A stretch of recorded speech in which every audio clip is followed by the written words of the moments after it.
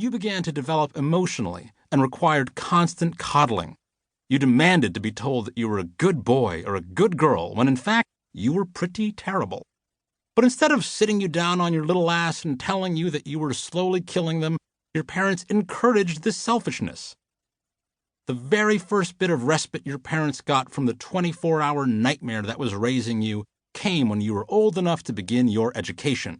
You were finally sent to school, which gave your parents a chance to just feel alive again and maybe fuck without you in earshot.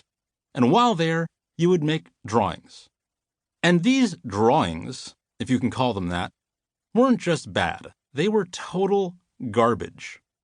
You were asked to draw a house, and your parents, and what you ended up with looked like two malformed hot dogs in front of a big brown cube.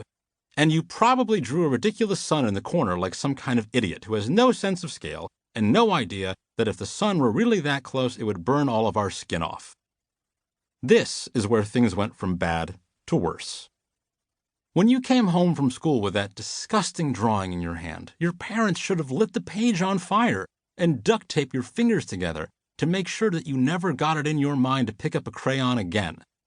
But something told them not to do that. Something deep down inside told your parents not to be truthful with you.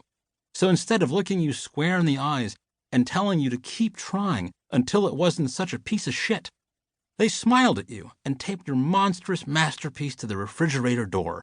They told you they were proud of you and called you their little artist, and you felt so good about yourself. And on that day, they turned you into the self-loving, egomaniacal monster that you are today.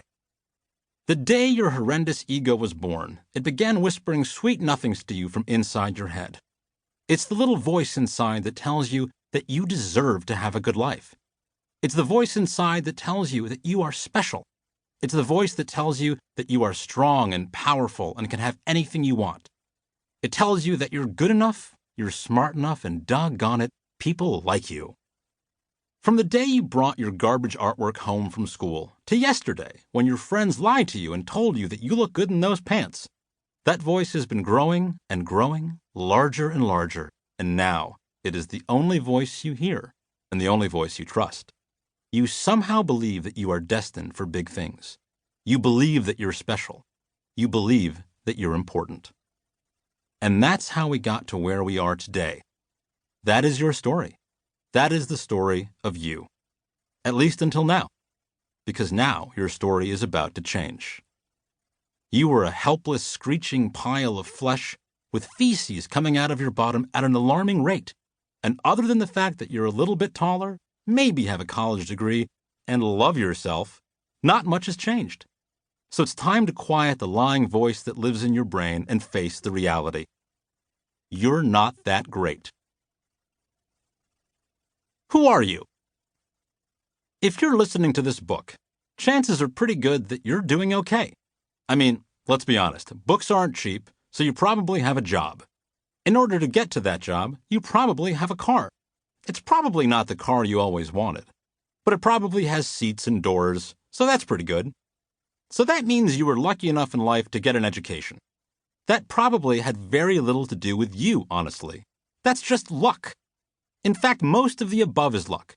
You were born in a time when having a job didn't mean getting whipped half to death by an Egyptian man while you built a cute resting place for his uncle's body. You have time to complain about the temperature of your latte instead of dying of starvation, like half of your ancestors. You have the energy to complain about how shitty the Wi-Fi is on airplanes, while the people who lived here before you died of dysentery just trying to deliver a love letter to someone 2 states over. You are living your best life. The world is your oyster, and you absolutely expect every oyster you open to be home to a pearl. That's true, and that all sounds pretty great. So what is wrong with me then? Look, I don't know you personally, but there's probably a whole hell of a lot wrong with you. I mean, so many things that we don't have time to list all your issues. You probably have daddy issues. You probably fear abandonment. You're probably jealous and envious, and you're probably too prideful to admit any of this. You're probably not as successful or as productive as you want to be. You're probably listening to this book right now thinking, why the fuck am I listening to this book if it's just going to keep insulting me? But you also know that deep down you have all of these issues.